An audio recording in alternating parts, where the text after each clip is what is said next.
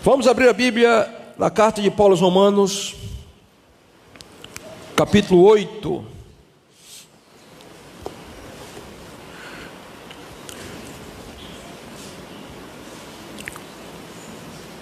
Carta de Paulo aos Romanos, capítulo 8, versículo 31 em diante.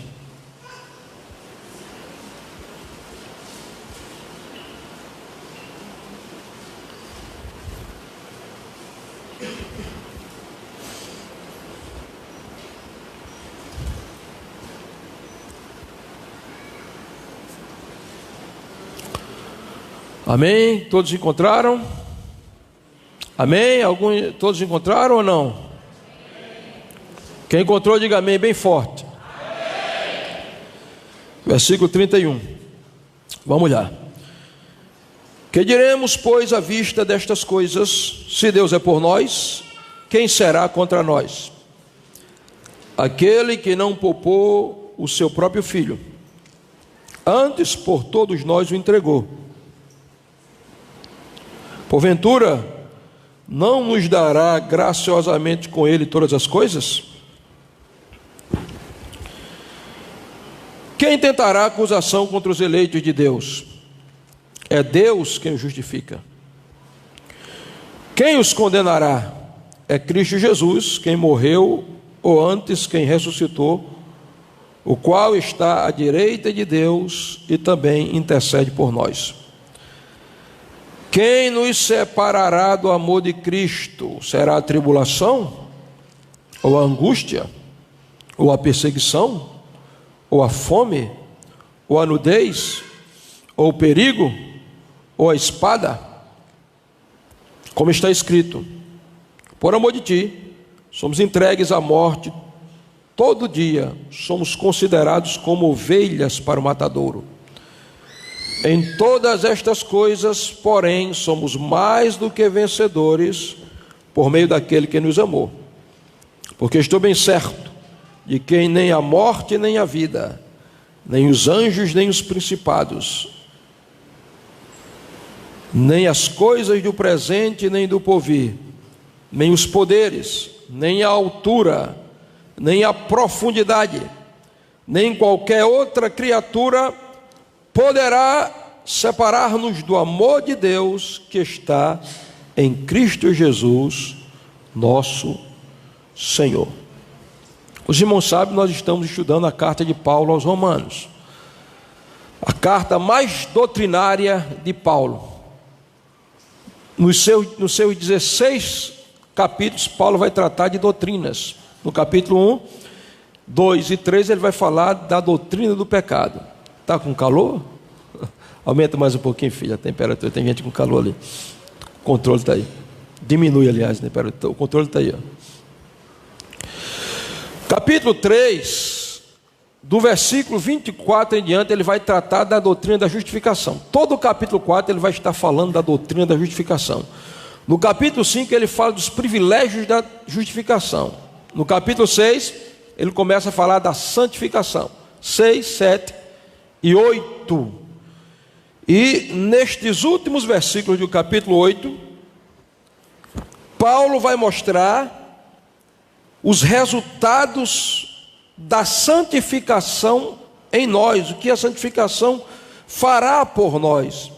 E ele vai concluir o capítulo 8 de Romanos, do versículo 1 ao 39, com 5 perguntas, que consequentemente tem 5 respostas. Então o nosso tema dessa noite é 5 perguntas e 5 respostas. Diga 3 vezes para você nunca mais esquecer.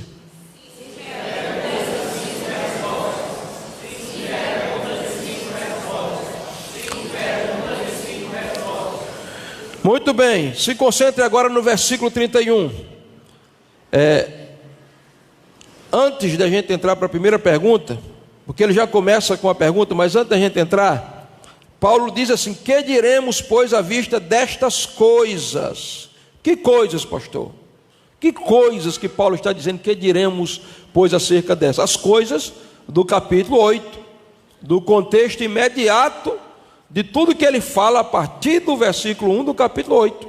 E o que é que ele fala no versículo 1 do capítulo 8? Ele fala que nós estamos livres da condenação. Ele diz que não há condenação para os que estão em Cristo Jesus, que não andam segundo a carne, mas segundo o Espírito. Que coisas, pastor? As coisas do versículo 18. O que é que Paulo trata no versículo 18 aqui do capítulo 8 de Romanos? Paulo trata do contraste entre as aflições do presente e a glória do futuro. Que coisas, pastor? As coisas que ele trata no versículo 26 do capítulo 8 de Romanos. E o que é que ele trata no capítulo 26? Da intercessão do Espírito Santo em nós. Que coisas, pastor? As coisas que ele vai tratar no versículo 11, versículo 30 do capítulo 8. E o que é que ele fala no versículo 30? O Deus que nos chamou, que nos justificou e que nos glorificou, espiritualmente falando, já em Cristo. Então, introduzindo a mensagem, nós vamos para o ponto 1. A primeira pergunta de Paulo, que ele dará a resposta. Qual é a primeira pergunta? Você pode ler aí no slide. Essa é a primeira pergunta de Paulo. Se Deus é por nós, quem será contra nós? Note que Paulo não diz, se Deus é por nós, quem é contra nós? Ele diz, quem será? Em outras palavras, se Deus é agora no presente contra nós, quem se levantará contra nós? Quem nos resistirá? Quem ficará de pé diante de nós? Quem poderá nos vencer? Então a primeira coisa que Paulo está nos ensinando aqui, a partir desse versículo 31, é que nós somos um povo invencível. O que ele está dizendo é que ninguém poderá ficar de pé diante de nós. Por quê? Porque Deus é por nós. Se ele dissesse assim, se Deus é por nós, quem é contra nós? Aí o inferno ia se abrir todinho e dizer, nós somos contra ele. Aí o mundo ia dizer, nós somos contra ele.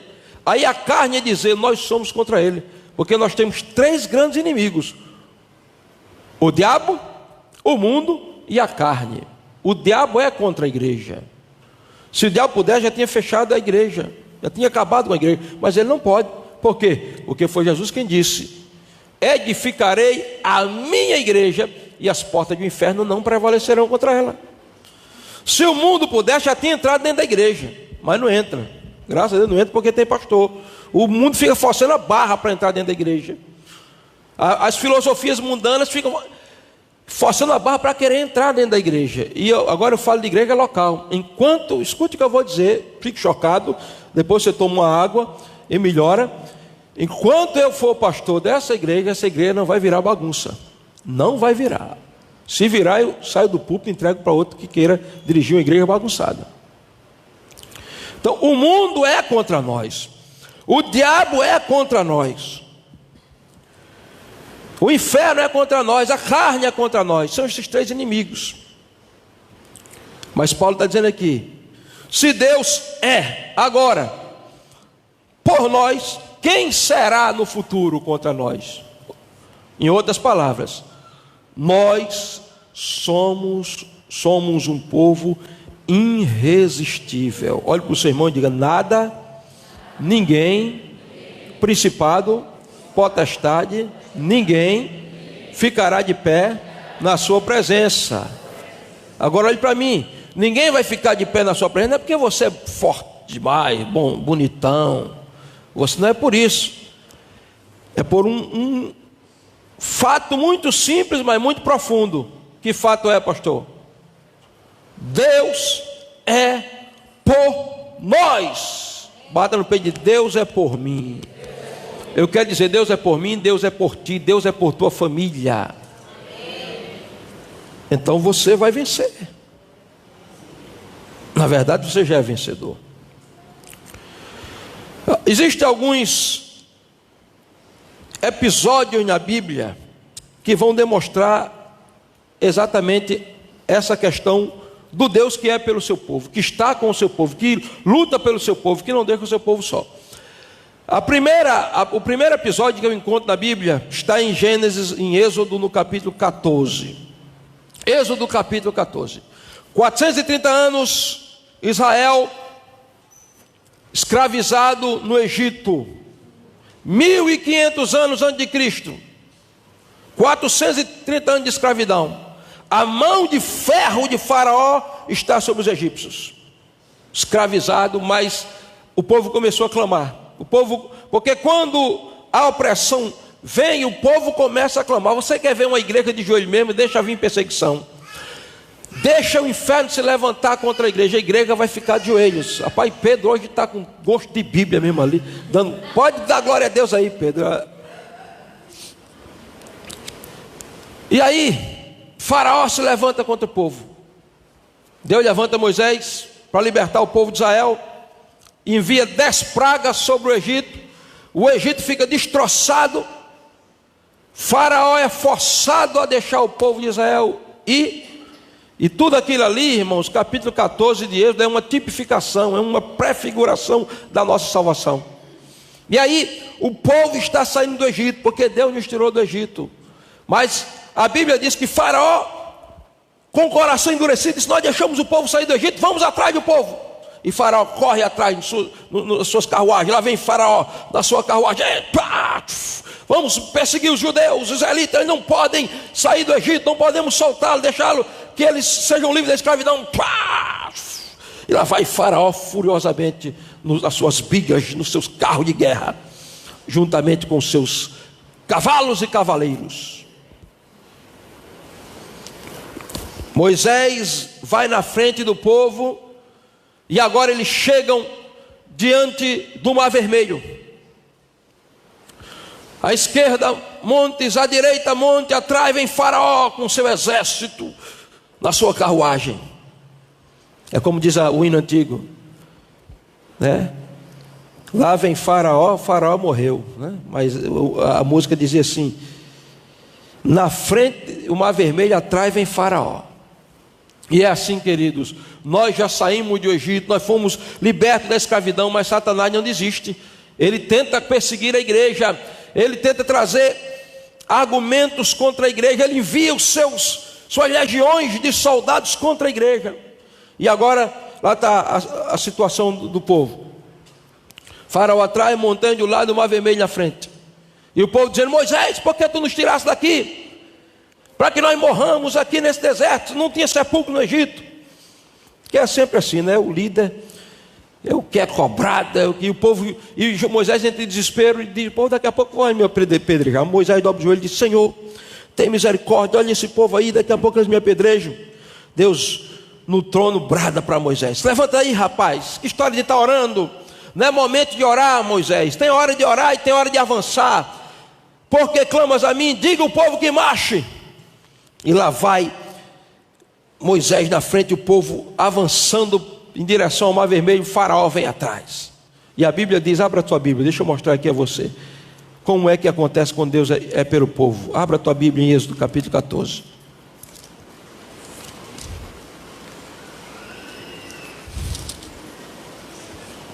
Êxodo capítulo 14.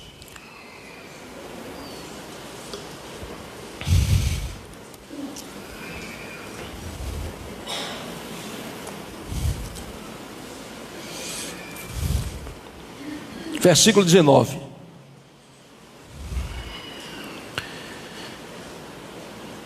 Então o anjo de Deus, que ia diante do exército de Israel, se retirou e passou para trás dele. Também a coluna de nuvem se retirou de diante dele e se pôs atrás dele. Veja, o povo está avançando, o mar está na frente, Faraó vem com seus cavaleiros por trás. E a Bíblia diz aqui, o anjo de Deus, a palavra, o anjo aqui está com letra maiúscula, A maiúsculo.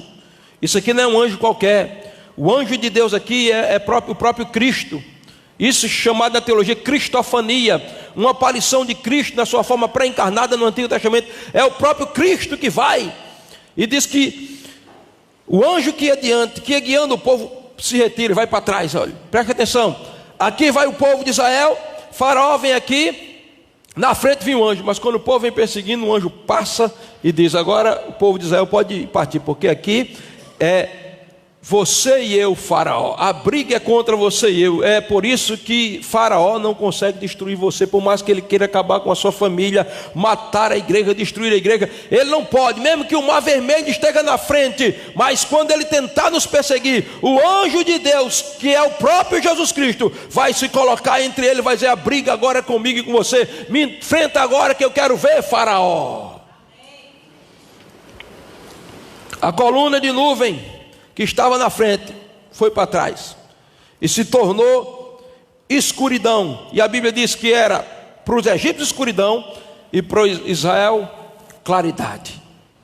E o que é que acontece mais? Olha aí, versículo 25, capítulo 14: emperrou-lhes as rodas dos carros e fez-lhes andar dificultosamente. Então disseram os egípcios: fujamos da presença de Israel, porque o Senhor peleja por ele contra os egípcios. Irmãos, os próprios egípcios reconheceram que não dava certo. Sabe por quê? Quando eles viram o anjo estava lá, a coluna de fogo impedindo eles de avançarem, e o anjo de Deus o que é que estava fazendo? Emperrando a roda dos carros. E eu parece que eu posso ver o soldado de Faraó: o que é que está acontecendo? Está emperrando a roda do carro aqui. Faraó, teu carro aí não está andando não, e essa briga não vai, de jeito, está tudo emperrado. Porque o anjo estava sustentando. Sabe por quê? Eles, os egípcios, como viram aqui, eles disseram: a gente não pode lutar contra esse povo não, nós não podemos nada contra esse povo, porque o Senhor peleja por eles contra os egípcios. Eu quero dizer, o Senhor peleja pela sua família, o Senhor peleja pelos seus filhos, o Senhor peleja pela sua vida, o Senhor peleja por essa igreja. Nós somos indestrutíveis, porque Deus peleja por nós. O segundo episódio que eu vejo na Bíblia, que comprova que Deus é por nós, porque no caso de Faraó, nós observamos o Deus que peleja por nós contra aquele que quer nos manter escravos. Mas nesse segundo caso aqui, 1 Samuel 17, veja aí na sua Bíblia, versículo 16, a Bíblia vai mostrar um Deus que peleja por nós contra as ameaças que se levantam contra nós. Capítulo 17, 1 Samuel capítulo 17. Nós vamos ler os versículos 16, 45 e 52. 16. Chegava-se, pois, o filisteu pela manhã e à tarde, e apresentou-se por 40 dias. Que filisteu é esse? O invencível gigante Golias, o grande campeão do exército dos filisteus, o homem que tinha 2,90 metros de altura, um verdadeiro monstro. Sua couraça pesava 60 quilos, a ponta da lança dele pesava 7 quilos e 20 gramas. Um homem descomunal. E a Bíblia diz: todos os dias, durante 40 dias, porque 40 na Bíblia fala de provação, é por isso que o dilúvio durou 40 dias e 40 noites. Israel passou 40 anos no deserto. Jesus foi tentado por 40 dias e por 40 noites. Sempre que você vir 40 na Bíblia, fala de uma tentação, uma provação, uma guerra travada. 40 dias e 40 noites, eles de manhã chegava lá na montanha, o vale, gritava para o exército de Israel: mande um homem que possa me vencer. Onde é que há um israelita que possa me vencer? De manhã, quando o povo de Israel acordava, os homens do exército de Israel acordavam, a primeira visão que eles tinham era do gigante, a ameaça do gigante. À tarde, à tardinha, perto da viração do dia, 17h50, 18 horas, eles iam lá na montanha e gritavam: onde é que está o homem que vai lutar contra mim? Então escute, olha a estratégia do inimigo: fazer você acordar vendo ameaça e dormir vendo ameaça. Não é isso que acontece quando você está com um problema, uma dificuldade, um gigante. Você não tira da cabeça. Você acorda, a primeira coisa que você pensa é aquele gigante, aquela dificuldade. Você vai dormir, a primeira imagem que vem para você, e às vezes nem consegue dormir, a imagem, a ameaça do gigante querendo lhe destruir. Essa é a tática do diabo, nos ameaçar, mostrar a grandeza dele, a fúria dele. O problema muitas vezes fica numa dimensão que foge do seu controle, mas eu quero que você saiba que o teu problema, como diz a Porta Valnice, tem a dimensão que você der a ele, porque para todo o exército de Israel aquele era um gigante, invencível, de manhã e de noite, a imagem do gigante. Mas para o menininho chamado Davi, o pastorzinho que era acostumado a lutar contra urso e contra leão, aquele gigante não passava de um incircunciso. Então, veja, no versículo 45, olha o que é que Davi diz. Versículo 45. Davi, porém, disse ao filisteu: tu vens a mim com espada, com lança e com escudo. Eu, porém, vou a ti em nome do Senhor dos exércitos, Yahvé de Sebaote, o Deus dos exércitos de Israel, a quem tens afrontado. Sabe o que é que Davi está dizendo? Gigante, todo mundo aqui, ó, está se tremendo de medo de você, mas eu não estou me tremendo de medo de você. Eu não tenho medo de você, gigante. Você pode ser ameaça para Israel todo, mas para mim você não é ameaça. Por quê? Porque você está achando que você vai lutar contra homens. Você não vai lutar contra homens. Eu vou a você em nome do Senhor dos exércitos, o Deus de Israel. Foi a ele que você afrontou, e o Senhor é por mim, e você vai tombar essa tarde, gigante. Deixa eu quero dizer para você, todo gigante que está se levantando para cair, ele vai tombar. Você vai ver o gigante cair por terra, a ameaça cair por terra. Por quê, pastor? Porque Deus é por você. Se Deus é por nós, quem será contra nós? Talvez você seja como esse cordeirinho, se sentindo indefeso, fraco e sem força, mas tem um leão da tribo de Judá que está ao seu lado. Não tenha medo da ameaça. Eu me lembro da história do menino que apanhava dos outros garotos na escola. Os garotos faziam chacota nele, batia todo dia, mas ele tinha um irmão grandão. E um dia ele chegou em casa chorando, o irmão dele disse: que foi, meu irmão? É porque os meninos batem sempre em mim. Ele disse: hoje eu vou para a escola com você. E ele chegou, e quando os meninos vieram para bater nele, o irmão entrou na frente e disse: não, se quer bater nele, tem que bater em mim primeiro. E todo mundo foi embora. Então deixa eu dizer para você, você pode se sentir pequeno, fraco, insignificante, mas o teu irmão mais velho vai tomar as dores por você, e não tem quem ousa desafiar o teu irmão mais velho, Jesus de Nazaré, o nosso Davi celestial, que já derrubou o gigante Golias da ameaça. Deus é por você. O terceiro episódio, eu não vou ler para a gente ganhar tempo, está em 2 Reis, capítulo 19, versos 33 a 35. 700 anos antes de Cristo, época do profeta Isaías, o grande rei Senaqueribe ameaça todos os reinos, ele está destruindo todos os reinos. 185 mil soldados assírios cercam Jerusalém. Jerusalém está cercada, impotente, diante da ameaça. O rei Ezequias, desesperado, entra no templo, rasga as vestes, ora ao Senhor, mostra a ameaça. O Senhor fala com Isaías, Isaías diz: vem cá, Ezequias, não precisa chorar, não tenha medo.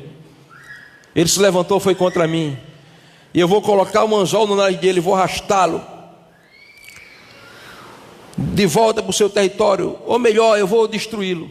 Vá dormir, Ezequias. E a Bíblia diz: Ezequias foi dormir, e naquela mesma noite o Senhor enviou o seu anjo, que ali também é uma figura de Cristo, e o anjo sozinho, com a espada, matou 185 mil soldados assírios. Quando Israel foi dormir com ameaça, quando Israel acordou com a vitória. Talvez você dormiu com ameaça essa noite, mas essa noite você vai dormir tranquilo, porque você veio aqui para ouvir que o Senhor é por você, ninguém será contra você. Você hoje dorme com a sua vitória, porque a pergunta de Paulo é respondida: se Deus é por nós, quem será contra nós? Ninguém. Amém? Então essa é a primeira pergunta de Paulo em Romanos 8, verso 31. Se Deus é por nós, quem será contra você? Ninguém, nada. poderá deter você. Você é irresistível. Mas Paulo continua, como são 5 perguntas. A segunda pergunta que Paulo faz é essa. Leia para mim, por favor, o texto todo. Pode ler na projeção, se conseguir. Quem conseguir ler, leia, por favor.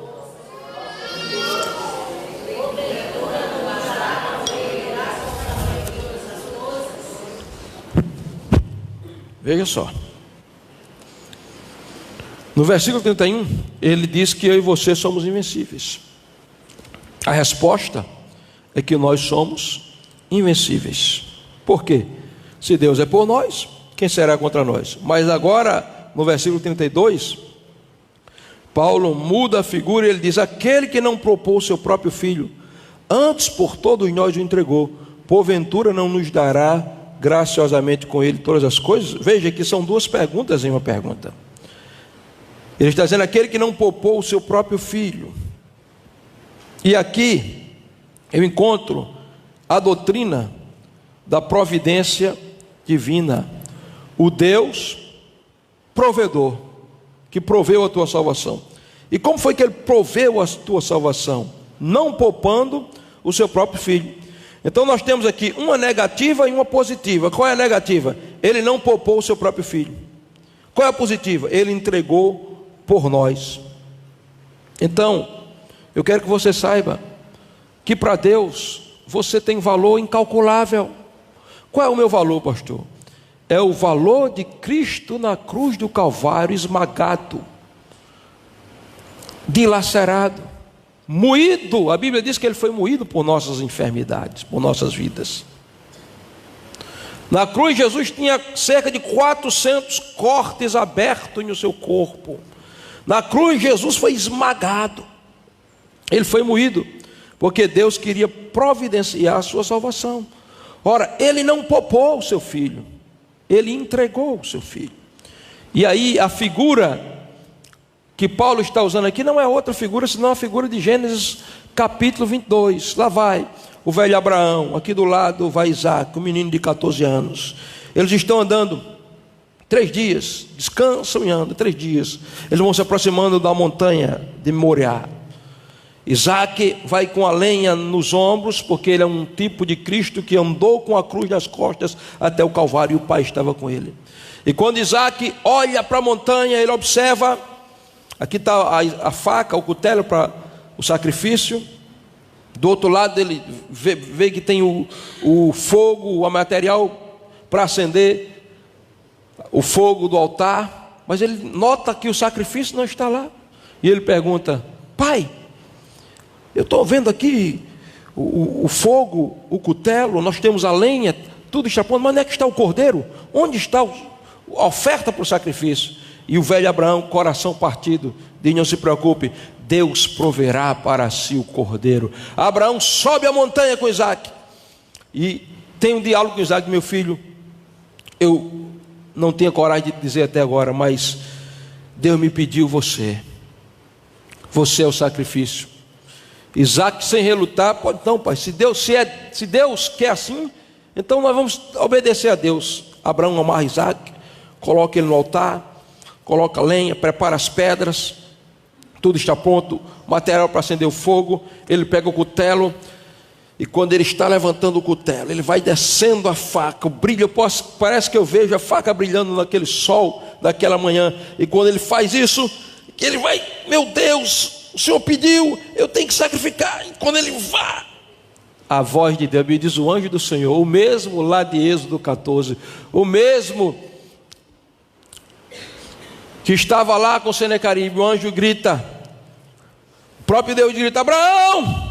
A faca cai, Abraão olha e o Senhor diz: não, você não precisa mais entregar o seu filho, eu sei que você me ama, você não me poupou o seu filho a quem você tanto ama, o filho do seu coração, como você não me negou e não me poupou o seu próprio filho, eu vou entregar o meu filho por você, Abraão. E o sacrifício tipologicamente foi feito ali na figura de um carneiro amarrado pelas 2 pontas, porque ele é um tipo de Cristo, de as suas duas naturezas, humana e divina. Mas agora, Paulo, pensando sobre isso, ele diz: aquele que não poupou o seu próprio filho. Deus estava interessado não no Isaac de Abraão, mas no coração de Abraão. Deus queria saber, porque toda vez que Deus te pede teu Isaac, não é o Isaac que ele quer o teu coração. Ele quer saber o que é mais importante na tua vida. Quando ele pedir alguma coisa, é porque aquilo talvez esteja competindo com ele na tua vida. E agora Paulo, mais de 3.000 anos de história depois, está dizendo: aquele que não poupou o seu próprio filho, ou seja, que entregou. Porque você fica pensando que foi Judas que entregou Jesus. Foi Judas, deu um beijo lá e entregou Jesus. Não. Você fica pensando que foi Pilatos que entregou Jesus. Não. Paulo está dizendo aqui: aquele que não poupou o seu próprio filho. O Pai entregou a Jesus por nós, assim como Abraão entregou Isaac em cima do monte Moriá. No monte Calvário, o Pai estava entregando o seu Filho para toda a humanidade, por mim e por você, por todos nós. Agora veja o que Paulo diz, verso 32: aquele que não poupou o seu próprio Filho, antes o entregou por nós, porventura não nos dará graciosamente com ele todas as coisas? Aqui o argumento de Paulo é do maior para o menor. O que quer dizer? Paulo está dizendo: irmãos de Roma, se ele entregou o maior, se ele entregou aquilo que era mais precioso para ele, se ele entregou algo num nível maior, por que ele não vai entregar as coisas menores a você? Paulo está dizendo: irmãos de Roma, aquele que entregou o Filho entrega tudo. Se ele deu o Filho, ele dá a salvação. Se ele deu o Filho, ele dá o perdão. Se ele deu o Filho, ele abre a porta de emprego. Porque mais sacrifício para ele foi entregar o Filho. Se ele entregou o Filho, ele entrega a cura. Se ele entregou o Filho, ele entrega a salvação do teu filho. Se ele entregou o Filho, ele entrega o resgate da tua família. Aquele que não poupou seu próprio Filho, porventura com o Filho não te entregará todas as coisas. Se você está entendendo, dê um aplauso e glorifique o nome de Jesus.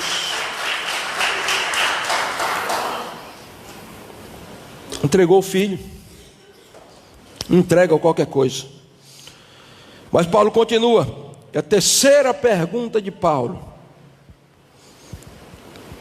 nessa linha de raciocínio: primeiro,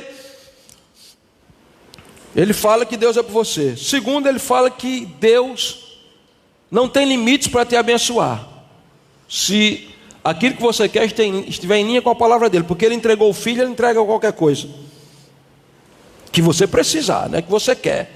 Ah, pastor, então ele entregou o Filho, eu vou fazer uma oração agora, hoje mesmo, quando terminar esse culto, para ele me dar um iate, para ele me dar um jatinho. Não. Você precisa de jatinho? Por que você quer iate? Ele vai te dar o que você precisa. E ele sabe que você precisa mais do que você. Porque às vezes você está pedindo uma coisa para Deus que você não precisa. Ele diz: eu não vou dar, isso aí não, você não precisa. Isso é muito infantil. Porque tem gente, irmãos, que se for abençoado, eu conheci alguém que eu orei aqui, o camarada estava desempregado, nós oramos aqui, Deus deu uma visão, uma porta aberta, oramos eu acho que foi na quarta, na segunda ele estava desempregado, foi uma maldição. Depois que ele recebeu aquela bênção, ele desistiu de buscar a Deus, ele abandonou a família, ele se destruiu espiritualmente, está morto espiritualmente. Então Deus não dá tudo que você quer, Deus dá o que você precisa. E você tem que saber o que você vai fazer com a bênção dele, porque a bênção pode se tornar uma maldição. Em alguns casos se torna.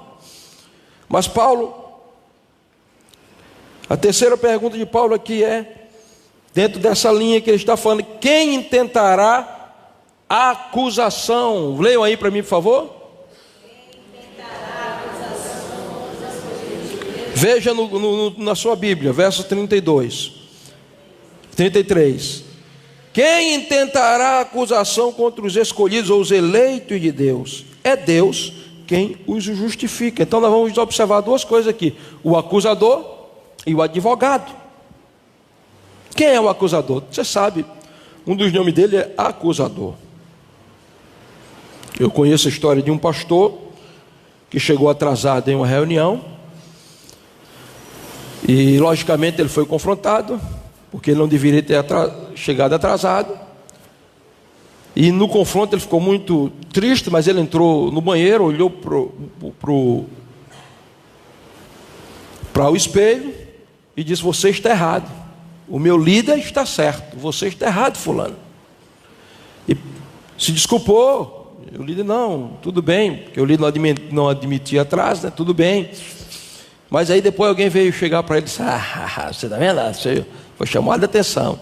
E ele disse: meu irmão ou minha irmã, não sei se era uma mulher, a partir de agora eu já me consertei, já reconheci o meu erro, mas a partir de agora quem me acusa é Satanás. Porque um dos títulos de Satanás é acusador. Apocalipse 12:10 diz que ele está diante de Deus. De vez em quando ele chega na presença de Deus, que Deus permite, e diz: está vendo, Deus? Olha ali o que Rafael fez na escola hoje. E ele está filmando lá o culto. Às vezes ele fica no slide. O senhor está vendo o que ele fez? E às vezes o argumento é verdadeiro. Rafael deu uma paquerada lá com a menina que não era da igreja. E fica esse argumento diante dele. Mas o Espírito Santo vem e toca no coração de Rafael. Rafael, rapaz, tu sos crente. Rapaz, o pastor não viu, mas tu erraste. Aí ele vai diante de Deus e chora, me pede perdão. Aí o que acontece? Enquanto o acusador está lá diante de Deus, ele está lá: Rafael, o que fez? Ele é pecador, ele merece, eu vou jogar uma praga nele aqui, Deus.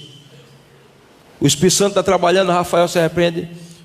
Quando o acusador está lá, de repente o advogado de defesa, se chama Jesus de Nazaré, se apresenta diante de Deus e diz: ele errou, mas ele se arrependeu, Senhor.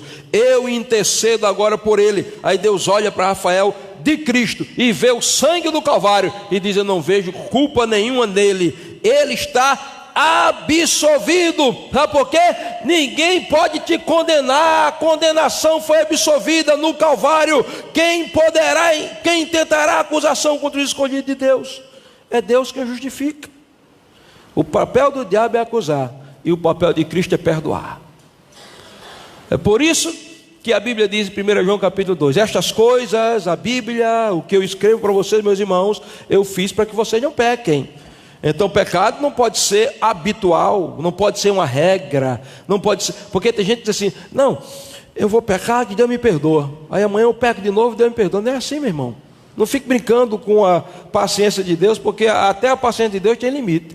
Pastor, que heresia é essa? Heresia não. Lê lá em Gênesis capítulo 15, que diz que Deus tolerou um pecado do povo, e o pecado foi aumentando, Deus tolerando, e depois, pum, os pecados extrapolaram o limite de Deus. Disse: vou destruir tudinho. E ele disse: não destruí ainda, porque a medida da minha paciência não se encheu, mas vai se encher. Então até Deus, é por isso que até pastor é muito paciente, tem que ser, mas tem limite, né? Tem limite, eu estou avisando, e quem avisa, amigo é.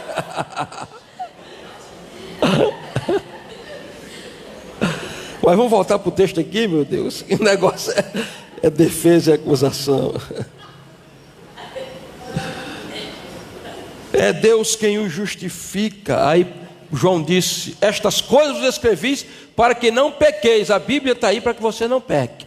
Todavia, porém, acidentalmente se tropeçou, de 30 em 30 anos, de 80 em 80 anos pecou, não se desespere.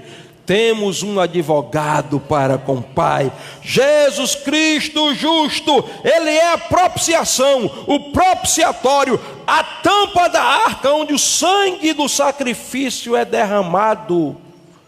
Ele é a propiciação, é o perdão para os nossos pecados, não somente para os nossos, mas para os pecados de todo mundo. Eu recebi um homem nesse gabinete há muito tempo atrás, um tempo atrás. E ele estava completamente perturbado, que ele tinha cometido um pecado de incesto com uma pessoa da família, não vou dizer com quem foi. Ele não era cristão, estava alcoolizado ainda, um cheiro de álcool. E ele sentou e disse: isso é vergonhoso para mim, eu não me perdoo. Ele tinha abandonado a família para viver com outra pessoa da família incestuosamente. Você sabe o que é incesto, não preciso entrar em mais detalhe. Eu disse: olha, Satanás tem dois papéis: tentar e fazer você cair. Quando ele consegue fazer você cair, Ele cumpriu o primeiro papel dele. O segundo papel é, se você quer se arrepender, ele lançar os seus pecados na sua cara e lhe acusar, e você se atormentar e acontecer como que aconteceu com Judas, que não se arrependeu, mas sentiu remorso e acabar se destruindo. Senta aí, fecha os seus olhos. Ele sentado, imagina aqui um lago. Eu disse, imagina que eu tenho uma pedra pequena na mão. Está imaginando? Estou, soltei a pedra. Para onde a pedra foi parar? No fundo do poço. Provocou algumas ondas, provocou. Agora eu tenho uma pedra grande, soltei. Onde é que ela está? No fundo do poço. Provocou algumas ondas maiores agora. Não existe pecadinho e pecadão diante de Deus. Deus perdoa o pecado grande e o pecado pequeno. A diferença, a repercussão que o pecado vai fazer, as consequências dele. Mas se você crer, todos vão ser lançados no mar do esquecimento. Orei por aquele moço naquele dia, orei por ele, disse, se você se arrependeu, entrega a sua vida para Jesus, volte para a sua família. Disse, o que eu quero é minha família de volta. Volte para a sua família. E li o texto de 1 João para ele, essa coisa vos escrevi para que não pequeis. Todavia, se alguém pecar, temos um advogado. Então, dali, voltou para a família. Hoje é uma bênção na igreja onde ele serve. Não serve aqui, serve em outra igreja, mas uma bênção. Não vou dizer em que igreja nem em que cidade. Amém? Sabe por quê? Quem vai intentar acusação contra os eleitos de Deus? É Deus quem justifica, querido. Então, se você está em uma crise de consciência, você ainda está sendo esmagado por ela, porque você não se arrependeu. E se você se arrependeu, saiba que Deus lhe perdoou. Se Deus lhe perdoou, você está perdoado. Se você está perdoado, você não será mais condenado. Pode viver uma vida livre de condenação. Amém? E Paulo continua, e ele vai para a quarta pergunta, né? Primeiro, quem intentará acusação? Segundo, quem nos condenará? Verso 34, veja aí comigo. Quem os condenará? E aí, ele vai mostrar que ninguém nos condenará. Por quê? Por causa de três coisas que estão aí no versículo 34. Quem nos condenará? É Cristo quem morreu. Primeira coisa, que a morte de Cristo cancelando a nossa condenação. A morte vicária de Cristo proporciona, aliás, para nós redenção. Redenção. O que é morte vicária? É morte substitutiva. Era você que devia morrer, Cristo morreu no seu lugar. E porque Ele morreu no seu lugar, você tem redenção. Veja, volte aí em Romanos capítulo 3, verso 24. Romanos 3, 24. 24 e 25. 24 só então. E você deve manter a sua Bíblia aberta em Romanos 8. Nós estamos olhando, mas vamos ver capítulo 3, verso 24. Sendo justificados gratuitamente por sua graça, mediante a redenção que há em Cristo Jesus. A primeira coisa que Paulo diz é que eu fui justificado, ou seja, absolvido. No tribunal eu fui absolvido. Fui justificado gratuitamente, eu não fiz nada, foi de graça. Aí depois ele usa uma palavra redundante, gratuitamente por sua graça. Foi de graça por causa da graça. O que é a graça? O favor imerecido. E aí ele diz, mediante a redenção que há em Cristo Jesus. E no verso 25 ele diz, a quem Deus propôs no seu sangue. Então, por que ninguém pode te condenar, hein? Porque o versículo 34 diz, é Cristo quem morreu. Ou seja, a morte de Cristo cancelou a tua condenação, porque Ele recebeu a tua condenação na cruz. Quem estava na cruz não era o Filho de Deus. O Filho de Deus não tinha que morrer. Espiritualmente era eu e você, porque Ele assume o meu pecado e o seu pecado. Então aquele que não tinha de que morrer, morreu no meu lugar, para que Deus através dele olhe para você e não te condene mais. Você está absolvido no tribunal eterno, por causa da morte de Cristo, o poder da morte de Cristo. E ele continua. Primeiro, ninguém vai te condenar, verso 34, porque Cristo morreu. Mas segundo, porque Ele ressuscitou. Olha o que diz o texto. Quem os condenará? É Cristo Jesus quem morreu, ou antes, quem ressuscitou. Cristo não só morreu, irmãos. Não tem essa história do Cristo morto. Lá em Pedro Velho, tem lá o Cristo morto, deitado lá num caixão de vidro transparente. Todo mundo vai lá na igreja ver o Cristo morto. Esse não é o Cristo da Bíblia. A gente prega sobre a cruz, e temos que pregar sobre a cruz mesmo, mas não esqueça que Cristo não ficou na cruz. A cruz não está lá, Ele não está mais lá na cruz. E não só não ficou na cruz, Ele não ficou na sepultura. Eu estive lá no lugar, provavelmente onde Ele foi colocado, em 2001, e eu entrei e vi, e não tinha vestígios, não tinha restos mortais de Cristo. Tinha uma placa lá escrita em inglês dizendo: Ele não está aqui, mas ressuscitou. Sabe por que Ele ressuscitou? Porque Ele não tinha de que morrer. A morte não tinha poder sobre Ele, porque Ele nunca pecou. Então Ele ressuscitou glorioso, e na ressurreição Ele justifica você. Na morte o seu sangue redime, na ressurreição Ele lhe absolve de verdade. Veja Romanos capítulo 4, verso 25. Olha aí na sua Bíblia.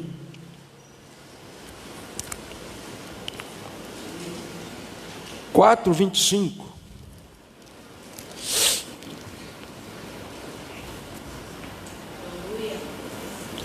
O último versículo. O qual foi entregue por causa das nossas transgressões. Isso se chama redenção. E ressuscitou por causa da nossa justificação. Ele morre, o sangue dele nos compra de volta para Deus. Ele ressuscita, querendo dizer para todo mundo: a morte não tem poder sobre mim, porque eu nunca pequei. Então eu sou um juiz justo, mas eu sou um advogado de defesa. E porque eu ressuscitei, eles estão perdoados, justificados no tribunal. Você foi absolvido, ou seja, inocentado. O juiz não lhe condena mais, porque o seu advogado ressuscitou. Mas não somente ele ressuscitou. Veja aí, verso 34. Vamos ler todo o versículo. Quem os condenará? É Cristo quem morreu, ou antes quem ressuscitou, o qual está à direita de Deus e também intercede por nós. Aí nós vamos ver aqui o que?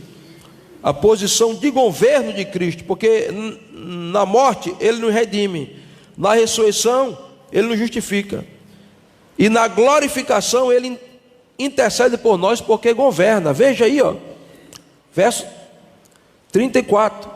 Quem os condenará é Cristo quem morreu, ou antes quem ressuscitou, o qual está à direita de Deus. Por que Ele está à direita de Deus? Porque Ele ressuscitou, e depois que ressuscitou Ele subiu ao céu. Subindo ao céu, Ele foi glorificado. Ele chegou a uma posição de governo em primeiro lugar. Tudo foi entregue, o domínio está nas suas mãos. Então Ele governa sobre principados e potestades, Ele governa sobre a tentação, Ele governa sobre as investidas do inferno, Ele governa sobre tudo, Ele governa sobre todo, Ele sobre todos, Ele está na maior posição de autoridade. E por isso, sabe o que Ele faz? Intercede. Um dos trabalhos de Cristo é ser o grande sumo sacerdote diante do trono do Pai.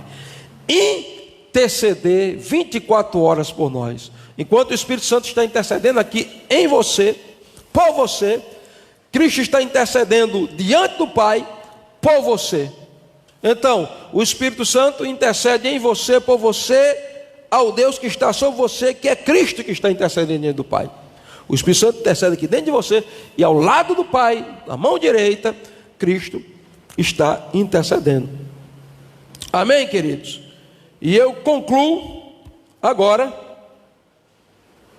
indo para a quinta pergunta, quinta e última pergunta desse texto, e a resposta, verso 35. Aí Paulo diz: quem nos separará do amor de Cristo? Quem vai separar você do amor de Cristo? Agora veja, preste atenção. Ele é por você, Ele se entregou por você, entregando-se por você, Ele entrega tudo para você, a você. Ninguém pode lhe acusar, por quê? porque ele lhe absolveu. Ninguém pode lhe condenar, porque ele morreu, ele ressuscitou e ele está à direita de Deus intercedendo por você. Aí Paulo para dizendo agora: quem nos separará do amor de Cristo? Agora, tudo isso é amor. A pergunta é: quem vai separar você do amor de Cristo? Ele pegou na tua mão. Quem é que vai arrancar você das mãos dele? Quem vai separar? Você e ele. E Paulo vai mostrar aqui, 7 argumentos que tentam separar Cristo do cristão. Vamos ver quais são os argumentos aqui. Primeiro, tribulação. Quem nos separará do amor de Cristo? Será a tribulação. O que é tribulação, pastor? Eu já falei aqui quando eu preguei em Romanos 5, mas tribulação vem da palavra latim tribulum, que era um instrumento de madeira, um pedaço de madeira grande e redondo, com um pedaço de metal. E aqui estava o milho, né? Com a palha, o milho na espiga, muito milho aqui, uma colheita de milho. E amarrava esse tribulum no boi, e o boi vinha arrastando o tribulum, esse pedaço de madeira pesada, e ia passando por cima do milho, ia triturando, separando a palha, né? E separando a espiga do grão. E quando terminava, estava o grão todo separado. Muitas vezes acontece isso na nossa vida, a tribulação para nos esmagar. Mas Paulo está dizendo que a tribulação não vai separar ele de Cristo, não vai nos separar. A tribulação não pode nos separar. E falando em tribulação, irmãos, eu podia continuar aqui, mas eu vou ganhar tempo. Mas se teve cara atribulado mais do que Paulo, eu duvido. Depois você lê o capítulo 11 de 2 Coríntios, a partir do versículo 27 e 28, você vai ver os níveis de tribulação que Paulo enfrentou. Mas ele está dizendo que a tribulação não vai separar ele do amor de Cristo. Depois diz a angústia. O segundo argumento, a angústia. O que é angústia? Um aperto no coração. Angústia no original, aporia no grego, quer dizer dificuldade para se encontrar a saída. Quantas vezes nós estamos, meu Deus, e agora a saída de onde vem? Será que a tribulação e a angústia vai separar? Depois diz a perseguição, né? O terceiro argumento, perseguição. Porque cristão de verdade será perseguido, irmãos. A perseguição vai vir às vezes no local de trabalho, às vezes dentro da própria família que não entende a sua decisão em Cristo, né? Eu já contei aqui de John Wesley, um homem que enfrentou tantas perseguições. E um dia ele passou uma semana sem ele ser perseguido, e ele ficou preocupado. Disse: meu Deus, será que eu deixei de pregar o evangelho errado? Não disseram nada comigo essa semana. Será que eu estou em pecado? E quando ele estava assim, um fazendeiro que tinha muita raiva dele, jogou uma banda de tijolo que passou perto dele e disse: oh, glória a Deus, Senhor. Eu já estava ficando preocupado. Mas tem gente que quer ser cristão. Aqui no Brasil é muito bom, irmão. A gente prega aqui, né? Apesar de que a coisa está se estreitando, a gente tem que ter cuidado. Tanto que está falando na internet, depois alguém interpreta e chama você de um nome aí e vai processar. Mas você quer ver igreja de verdade? Viesse uma perseguição aqui, uma perseguição no Brasil ferrenha. Ou você renuncia ao evangelho ou você vai morrer. A gente quer ver o que os crentes de verdade. Tem crente que se chover não vem para o culto. Veja o nível de cristianismo.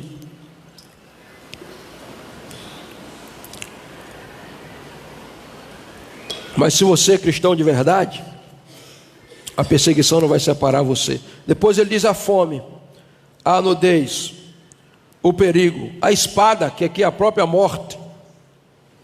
E aí ele vai agora citar o Salmo 44, versículo 22, dizendo: como está escrito, por amor de ti somos entregues à morte o dia todo, somos considerados como ovelhas para o matador. E Paulo conclui cantando um hino, versos 38 e 39. Isso aqui é um hino cristão. Certamente a igreja primitiva cantou muito. Mas antes de eu concluir com esse hino, eu queria 8 rapazes aqui, bem ligeirinho, vem correndo, rapaz e homem, bem ligeiro, vem Jandinho, vem aqui, vem meu filho, se não vier eu vou chamando, vem, eu quero 8 aqui em cima, que eu vou ilustrar isso aqui, estou terminando já. a gente ir para casa. Só 8 aqui. Tem quantos aí? Alguém conta para mim? Tem 7, falta 1.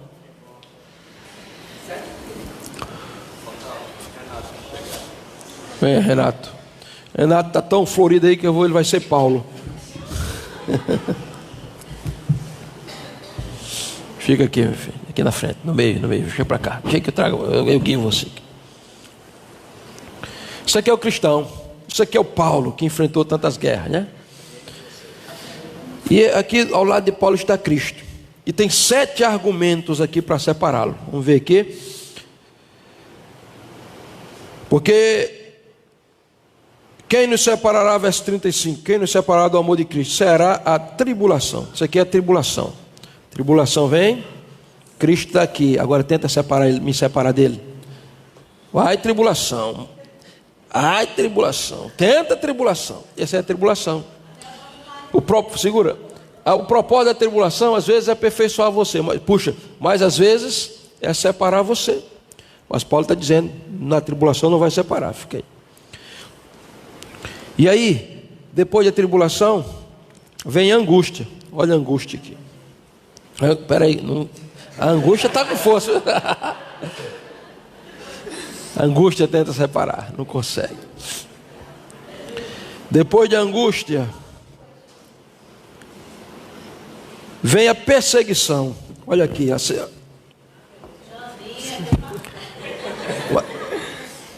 não separa. Depois da perseguição, a fome.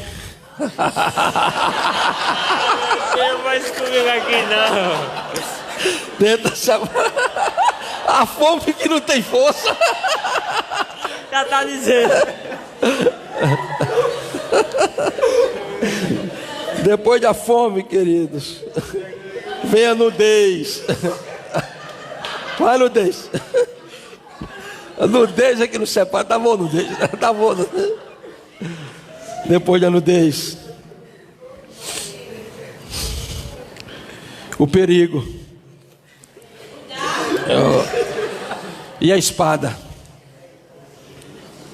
Agora vem todo mundo, mas todo mundo tenta, não puxa muito devagar, não é para separar. Tá bom. Irmãos, se você está abraçado com Cristo, nem a fome, nem a nudez, nem o perigo, nem a angústia, nem a espada, nem a tribulação, nem nada desse mundo ou do mundo vindouro poderá separar você do amor de Deus que está em Jesus Cristo, nosso Senhor. Muito obrigado. E aí eu vou concluir. Paulo conclui cantando o hino.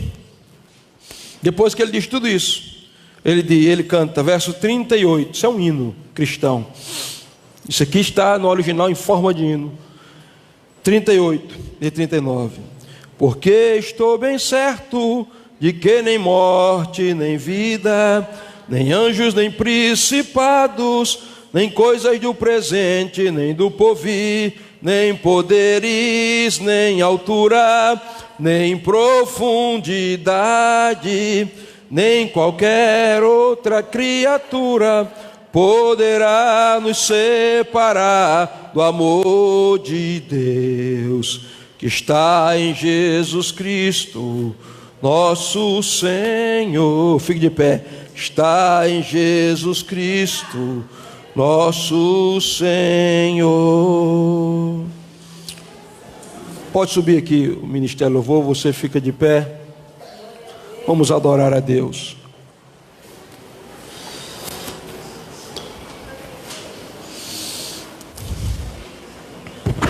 Conhece essa música alguém aí? Para a gente cantar agora? Se não conhecer a letra, está aqui na Bíblia.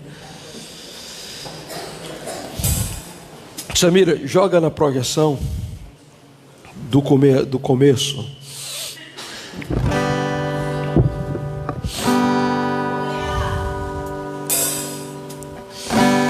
Hoje nós aprendemos Pode colocar. Que Romanos 8, 31 ao 39 tem 5 perguntas que têm as suas respostas. A primeira delas: se Deus é por nós, quem será contra nós? Ninguém. A segunda delas: aquele que não poupou seu próprio filho, porventura não nos dará com ele graciosamente todas as coisas? É claro que ele dará. Quem intentará acusação contra os escolhidos de Deus? Ninguém. Quem nos condenará? Ninguém. E quem nos separará do amor de Cristo? Ninguém nos separará. Separará. Como é, meu Deus? Estou dizendo errado, deu certo. Do amor de Cristo. Vamos adorar a Deus agora. Feche seus olhos.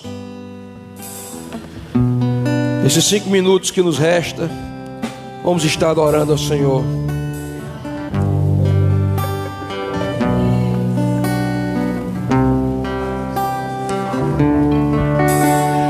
Quem nos separará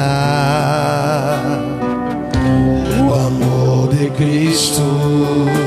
Será tribulação, angústias ou perseguição, fome ou nudez, perigo ou espada. Quem nos separará do amor de Cristo? Será tribulação,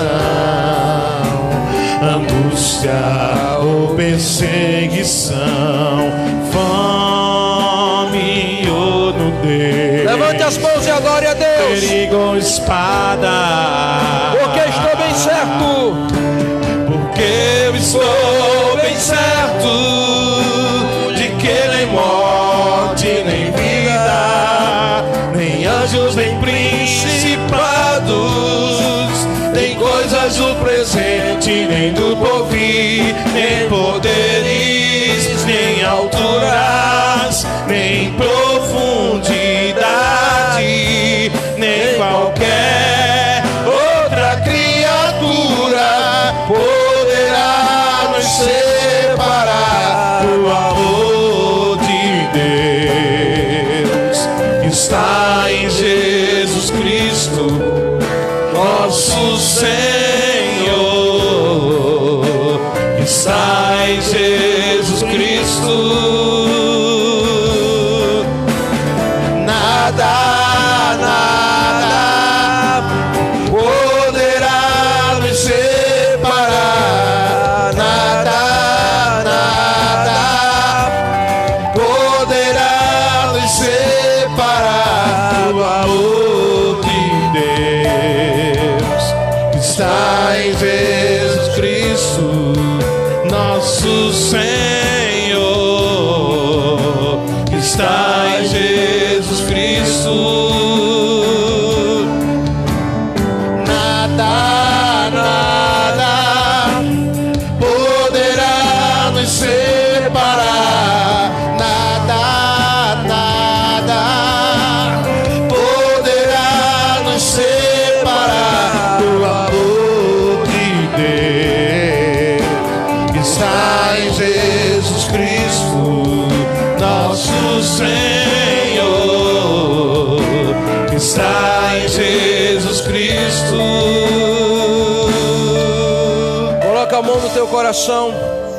Diga: Pai, obrigado, porque eu sei que o teu amor é grande e é poderoso, e o Senhor demonstrou que me ama, entregando a vida de Cristo Jesus na cruz do Calvário para me salvar.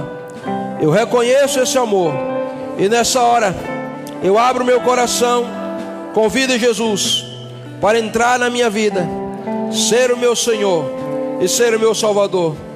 E eu declaro com meus lábios que a partir de hoje eu viverei para fazer a tua vontade e alegrar o teu coração. Eu oro, Pai, em nome de Jesus. Amém. Se você está aqui essa noite e você fez essa oração pela primeira vez, e você disse: pastor, eu quero entregar a minha vida a Jesus hoje. Ou você está voltando para os caminhos do Senhor, você diz: eu quero me reconciliar com Deus, ou eu quero entregar a minha vida a Jesus. Levante sua mão onde você está.